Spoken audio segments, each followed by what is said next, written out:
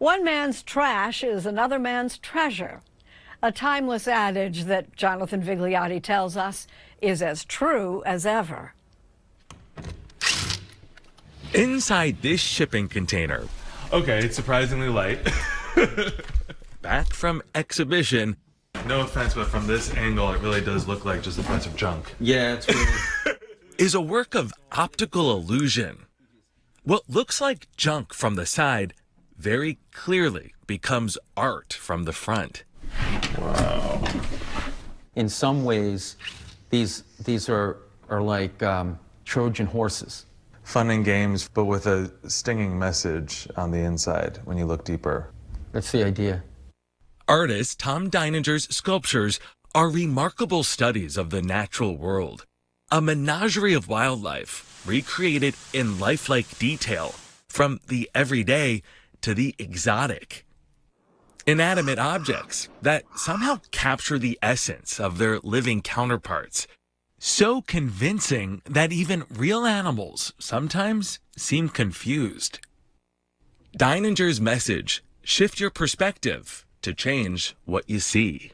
There is much meditations on nature and the man-made world, both a condemnation and a celebration of the vast quantities of things we can make. He makes each piece with discarded objects, everything from trash to childhood toys, once loved, now forgotten. So this is like a re-envisioned Toy Story. Yeah, it could be perceived as that. Subverting nostalgia is the way I like to consider it. So I'm going to give you your memory back, but it's not so nice and pleasant anymore. His warning is one about human consumption and the environmental threat it poses on land and when it's flushed out to sea, from birds full of plastic to sea life trapped in it. Deininger hopes his art can raise awareness about threatened species, like this ruby-throated hummingbird, a work he showed us in process at his studio in Rhode Island. I can see the broken reflectors here. Sunglasses, it looks like. Pens, sunglasses, remote controls, lighters. The best way to describe it is painting with junk. Deininger grew up in the 70s outside Boston. His love of nature and the outdoors fueled his art and environmental awareness.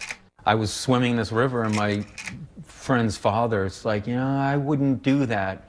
And that was such a kind of visceral offense to like the fact that we have polluted our waterways to the point where they're not safe to swim was just, it kind of hit me as such an offense.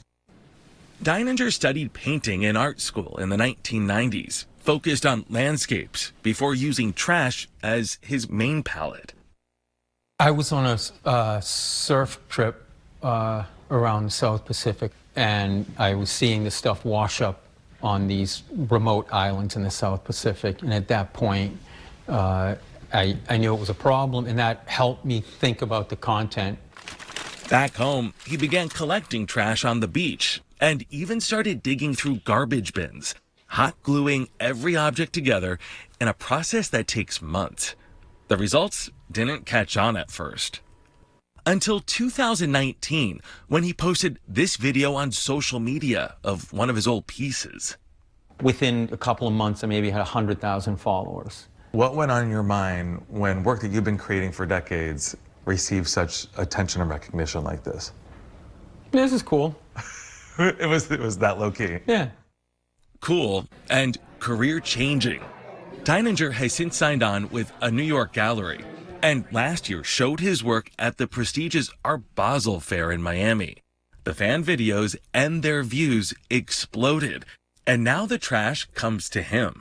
People from social media mail me boxes of the stuff that they don't just not comfortable throwing away, and I love that when that happens. He's sold every one of his pieces with commissions pouring in. What he's earned, Hi, baby. he's used to open an animal sanctuary. He's also an avid kite surfer, but when he's done catching wind in the waves, he always takes time to pick up after us. In even the smallest pieces of trash, Tom Deininger sees a threat in life cycle, and with it, an opportunity to shatter the illusion and open someone's eyes. Even if it provides just a moment's entertainment, if it can start a more profound conversation, even better, but I hope it unlocks something for people.